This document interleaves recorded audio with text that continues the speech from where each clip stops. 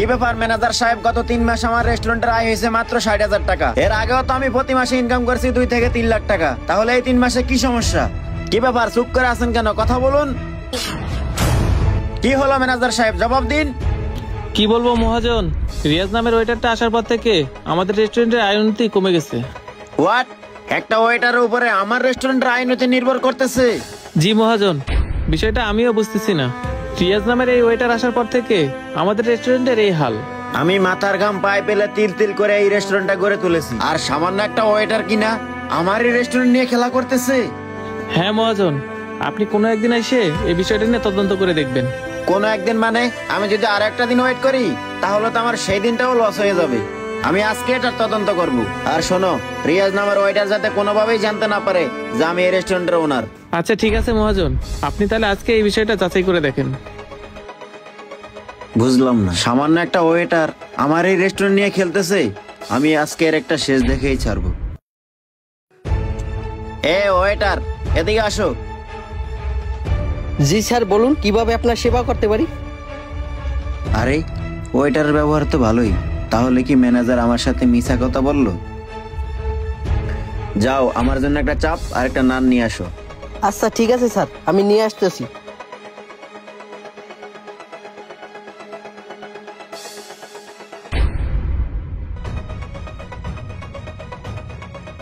Sir, আপনার নান রুটি আর হচ্ছে চাপ। স্যার, যদি আপনার আর কিছু লাগে আমাকে বলুন। বুঝতেছি না, এই ওয়েটারকে ধরার তো কোনো ওয়ে পাচ্ছি না, কি করে ওকে ধরবো। আচ্ছা ঠিক আছে, তুমি যাও, আর যদি কিছু লাগে তোমাকে ডাক দিব।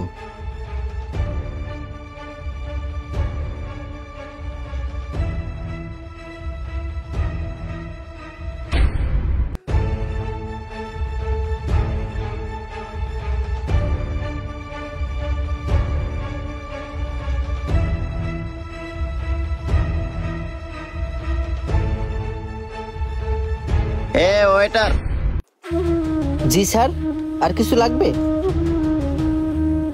না, আর কিছু লাগবে না। আমার বিলটা যেন কত হইছে? স্যার, আপনার মাত্র 60 টাকা হইছে।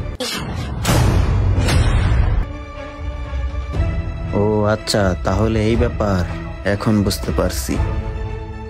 কি স্যার, কি ভাবতেছেন? বিলটা কি একটু কম কম মনে হইতেছে? হ্যাঁ, বিল তো কমই মনে হচ্ছে। আমি যা খেয়েছি বিল হওয়ার কথা তো 240 টাকা, সেখানে মাত্র 60 টাকা। আরে স্যার, বুঝলেন না? আমার কাছে খেলে বিল একটু কমই আসবে, তবে আমার দিকে একটু খেয়াল রাখেন। ও আচ্ছা আচ্ছা, বুঝতে পারছি। আচ্ছা, তুমি যেই কাজ করো এতে তোমার মহাজনের লস হবে না? আরে দূরও, লস হয় হোক, তাতে আমার কি? আর মালিকের কথা চিন্তা করলে আমার পেট চলবো না।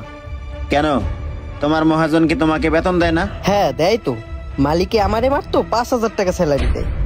এখন আপনিই বলেন, সে টাকা দিয়ে কি এখনকার বাজারে সংসার চলে? তা অবশ্যই ঠিক বলেছো, এখনকার বাজারে 5,000 টাকা দিয়ে কিছুই হয় না। তবে এই কথাটা তুমি তোমার মহাজনকে জানাতে পারতা। আরে দূরও স্যার, আপনি যে কি বলেন না, মালিকরে জানাই কি হবে, আমার তো এমনি ভালো চলে। ও আচ্ছা আচ্ছা, বুঝতে পারছি। তবে তুমি একটা ইন্টেলিজেন্ট ছেলে, এটা তোমাকে মানতেই হবে। আচ্ছা, তোমার বিল দিতেছি। এই নাও তোমার 60 টাকা বিল, আর এই 100 টাকা তোমার টিপস। ধন্যবাদ স্যার, মাঝে মাঝে আমার এখানে আসবেন, ভালো সার্ভিস দিব। আচ্ছা ঠিক আছে, তবে তুমি একটু আমার দিকে স্পেশালি নজর রাখো।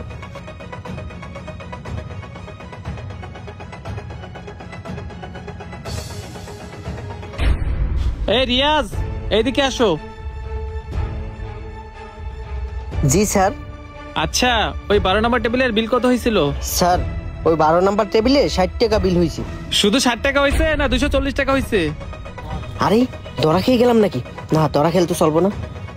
স্যার না, শুধু 60 টাকা হয়েছে। শুধু 60 টাকা, তাই না? তুমি জানো 12 নম্বর টেবিলে যে বসছিল উনি কে? হ্যাঁ স্যার, আমি আগে যে রেস্টুরেন্টে কাজ করতাম উনি প্রতিদিন যাইতো, আর খাওয়া শেষে ভালো একটা টিপস দিত। ও, উনি তোমার আগের পরিচিত, আর খাওয়া শেষে তোমাকে ভালো টিপস দিত। তুমি জানো উনি কে? উনি এই রেস্টুরেন্টের ওনার। আর তুমি জানো উনি যাওয়ার সময় বলে গেছে তোমাকে এই রেস্টুরেন্ট থেকে বের করে দিতে।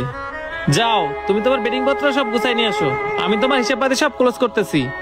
স্যার আমার ভুল হয়ে গেছে, আমাকে এবার মতো মাফ করে দেন। আমি কখনোই এই ধরনের কাজ আর করবো না। স্যার এখন যদি আমাকে এই রেস্টুরেন্ট থেকে বের করে দেন, তাহলে তো আমি আমার বউ বাচ্চা নিয়ে পথে বসে যাব। স্যার দয়া করে আমাকে চাকরি থেকে বের করে দিয়েন না, আমি আপনাকে কথা দিছি আর কোনোদিনও এই ধরনের কাজ করব না। আরে বেটা, তোর ভুলটা যদি আমার চোখে ধরা পড়তো, আমি তোকে একবার দুইবার না 3বার হলেও মাফ করে দিতাম।